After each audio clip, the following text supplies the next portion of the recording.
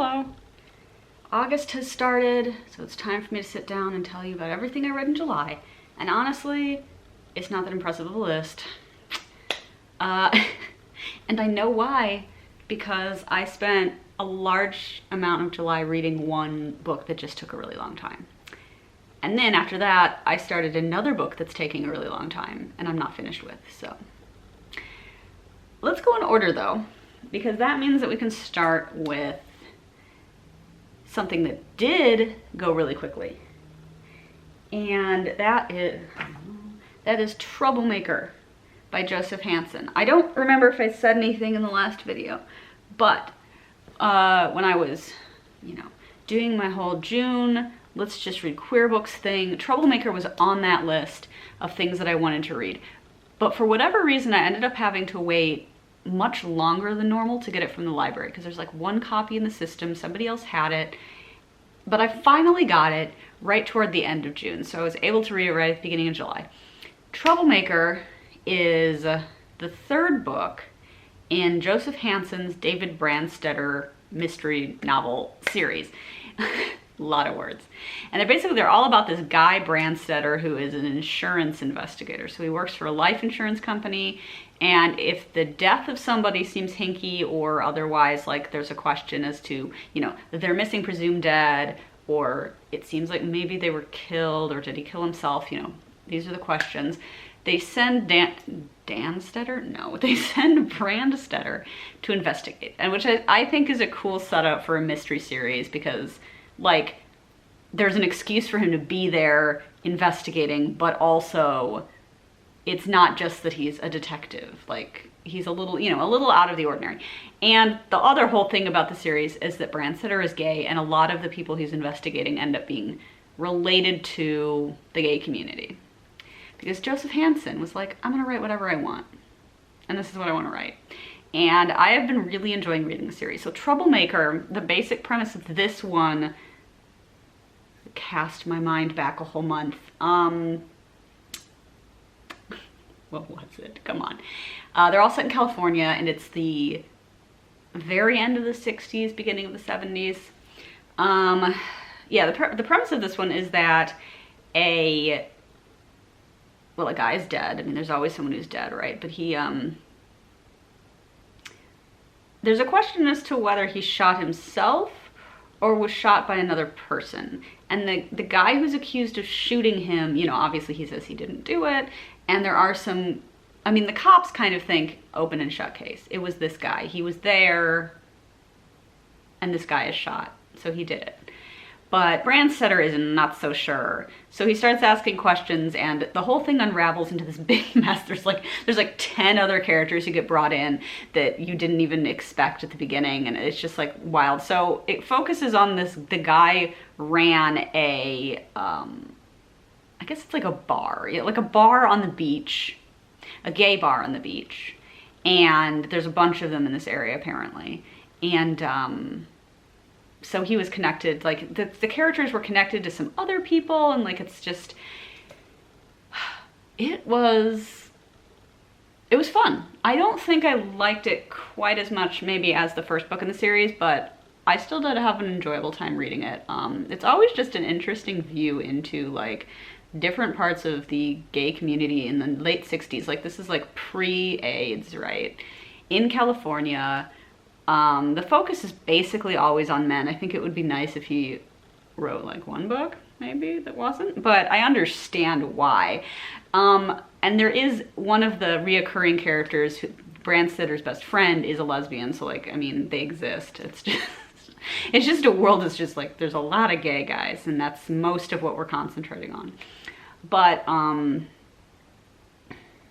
don't know, I feel like there's something just so nice about reading a book about queer characters that was written, decades ago. Like Hansen is not beating around the bush. He's not like making implication. Like he's literally just like, these characters are gay. There you go. This is what I'm writing. Like, yeah, it's 1973 or whatever. When did this book come out? 1975. He can do whatever he wants, but not really. But like he did anyway, right?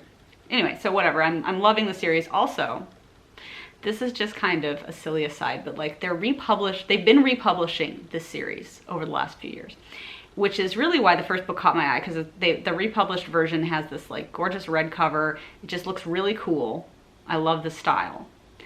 When I got the second book, it was orange, and I was like, I'm sensing a pattern. And I think I'm correct because the third book was yellow. I'm like, all right. There's 12 books in the series though, so I don't know, are they gonna just kind of like repeat the rainbow, because you can do 6 colors, right? So that's what I would do, I guess.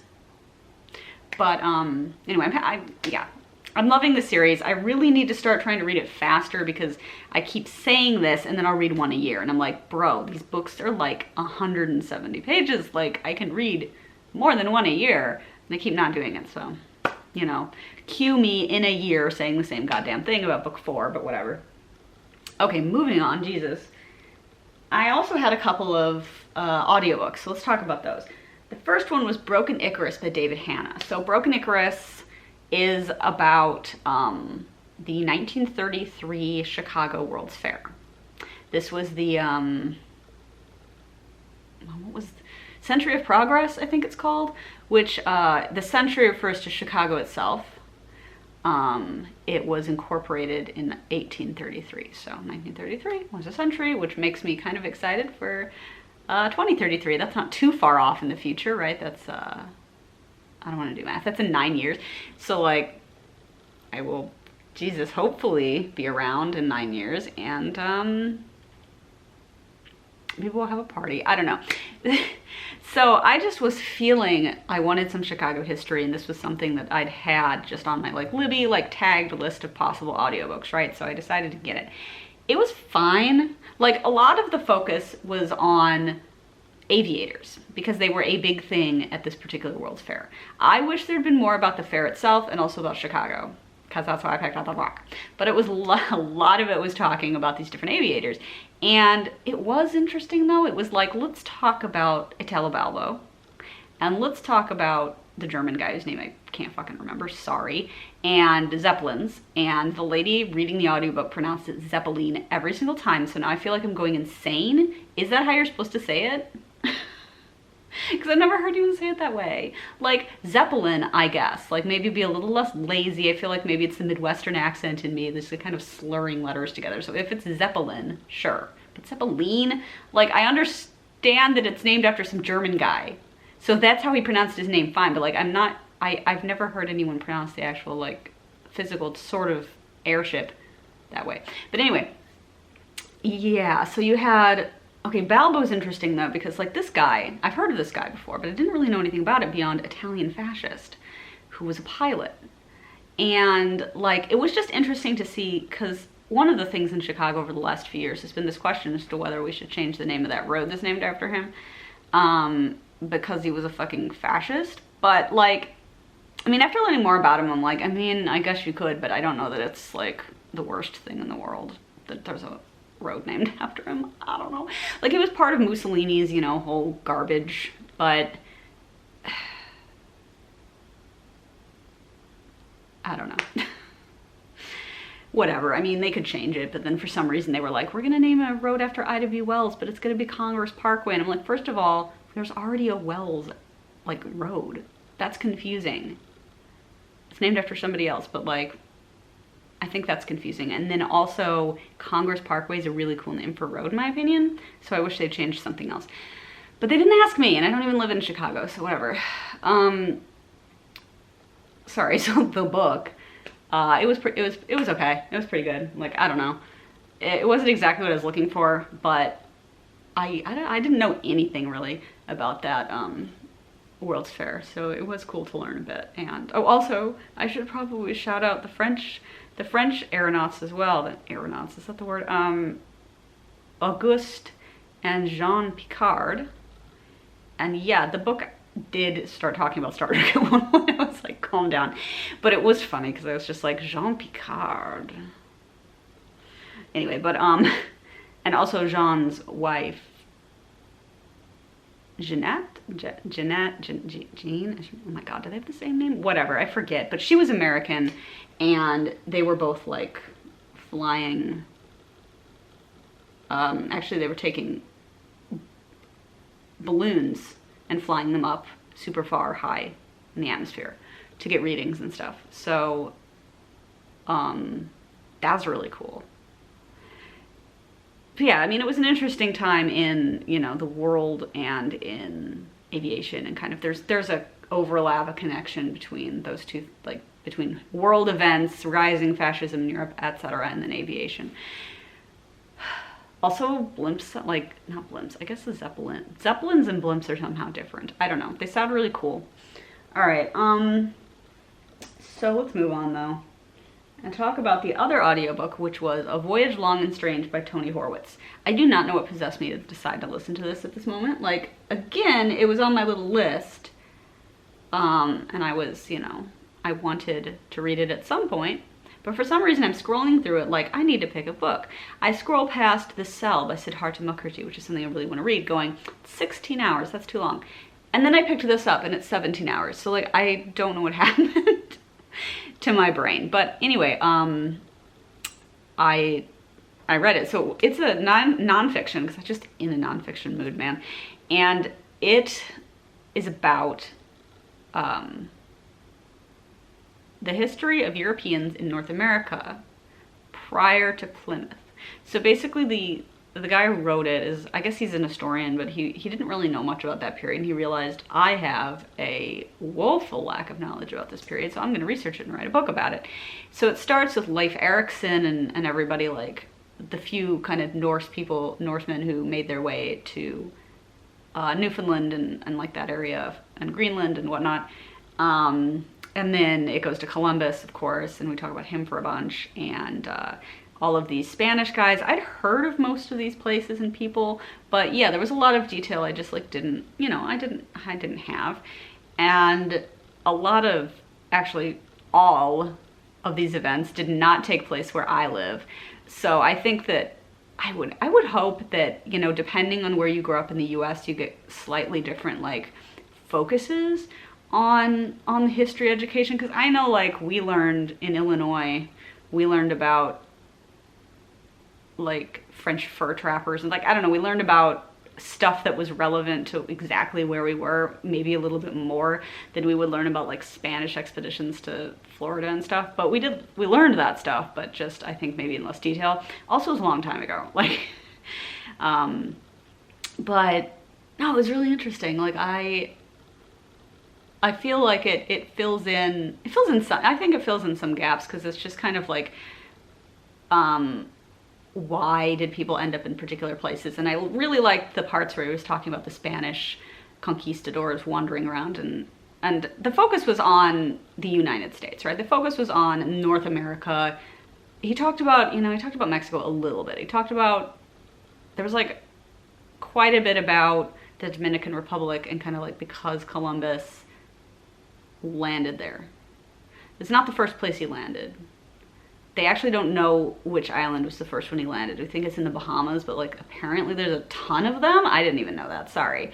I was like, that's one island. No, it's not. It's a lot of islands. So they don't know. There's one island that named itself after what he called the first island, and then is like, sure, it's us, I guess. But like, we have no way of knowing that. And then, but then yeah, he ended up in Hispaniola, and so we know that he went there. And I was kind of tired. I was like, I don't care that much about this. I'm sorry, like, can we move on? But I liked the parts that were about, you know, the Spanish wandering around, like, the US, right? So they're in Florida, kind of to the Mississippi, with a lot of kind of difficulties there. And the Southwest, it's easier to know where they went in the Southwest than it is in the Southeast. But yeah, just some very interesting stories of like, really about armies just kind of walking around. And they kept being like, oh, there's going to be this like these great 7 cities, and there's like all this wealth and stuff. And like, frankly, there just wasn't in North America, in like north of Mexico, in the US. Like, there just wasn't anything for them to get really excited about, right?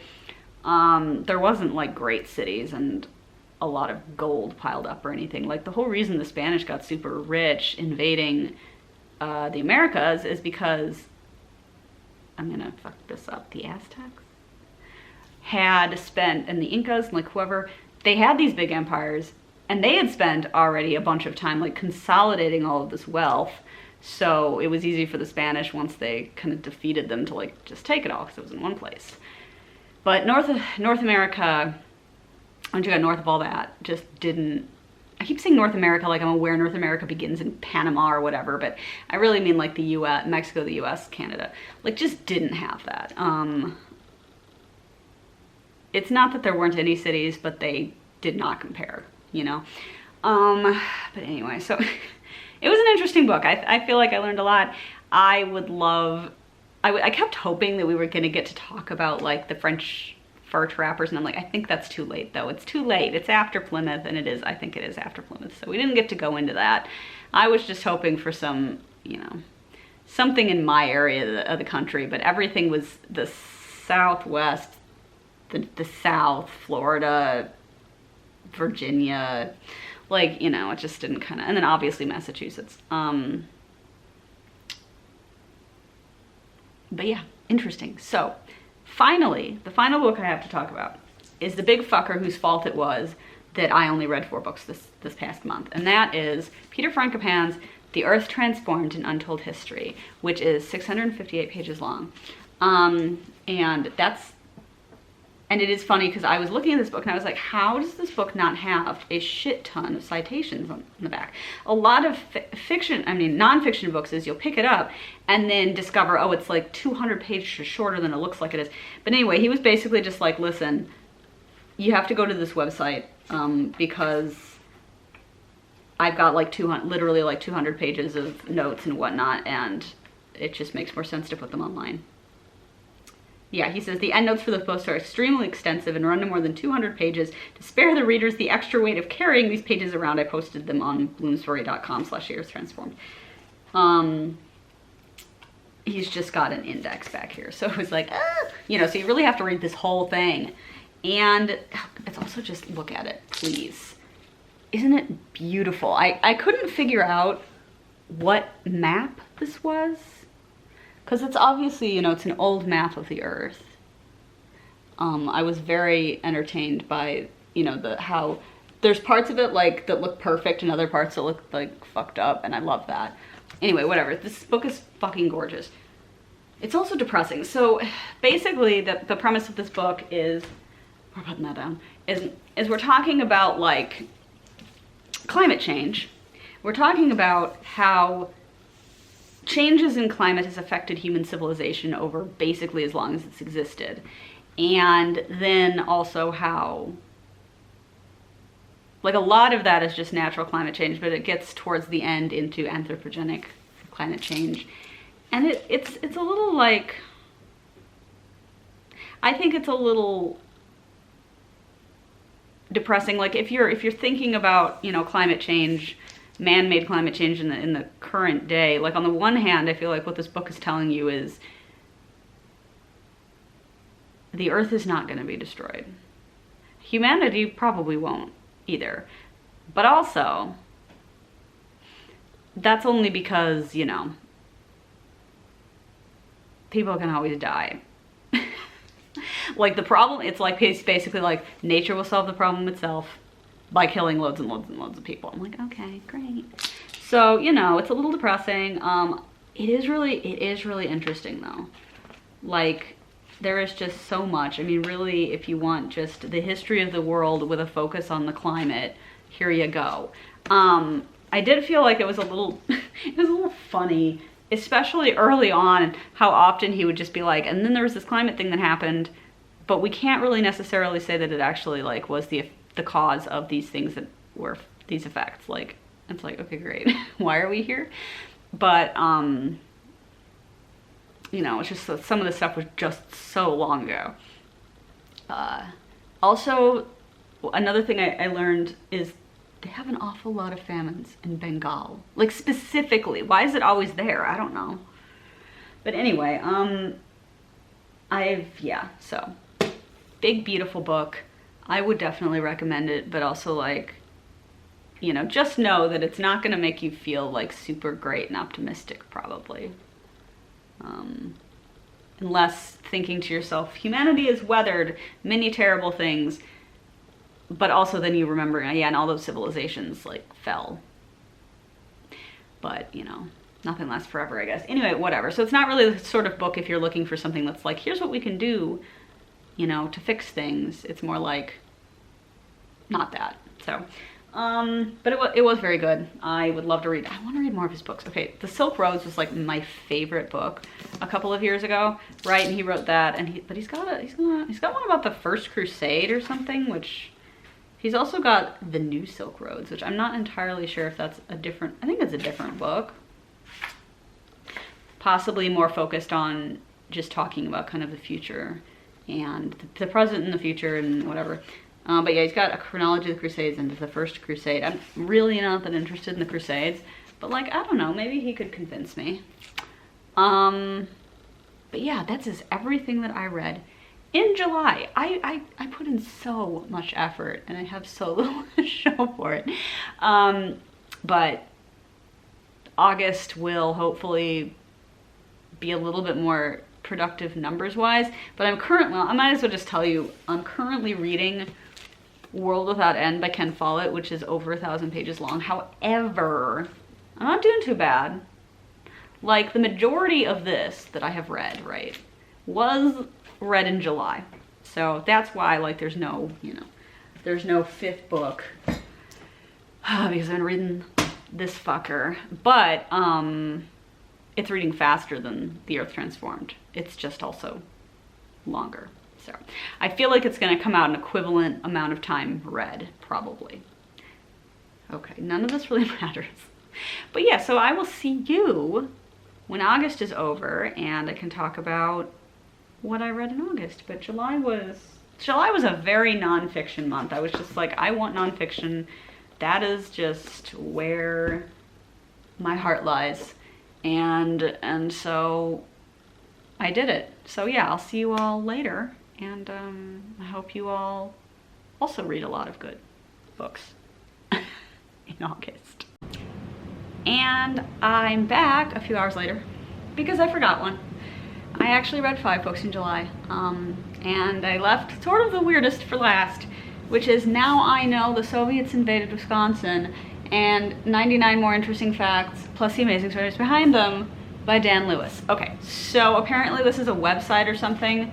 And it's just a bunch of like short, very short, like couple page long weird facts, basically weird little stories. And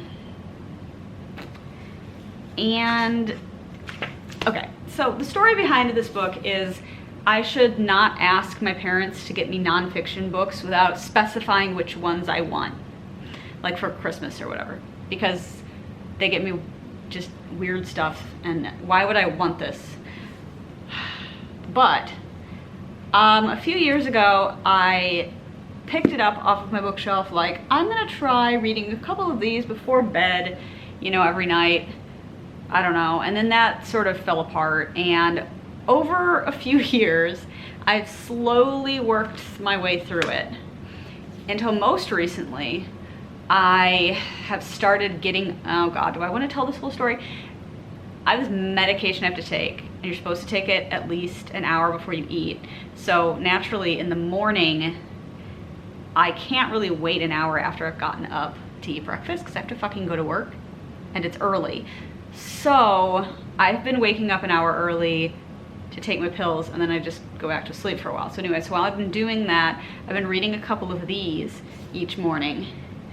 Instead of scrolling on my phone, because I don't know, I just feel like maybe it's less, like it wakes me up less, maybe? I don't know if that's true. Anyway, it resulted in me finally finishing this thing. So yeah, according to Goodreads, I started it in 2021.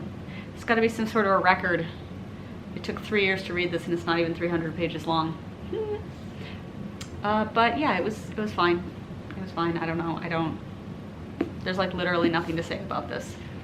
It is just sort of the definition of the kind of book where you can read like 3 little stories and at a time, and it just kind of kills time. Yeah, so the only reason I'm really glad I finished it is because that means that it's not like haunting my Goodreads currently reading. Like when you go on the main page, it's been up there with whatever I'm actually currently reading for like 3 years now. So I'm glad to have gotten rid of it from there. That's basically it. And I guess it's not really surprising why I forgot to talk about it, but there you go. And yeah, that is it for real this time.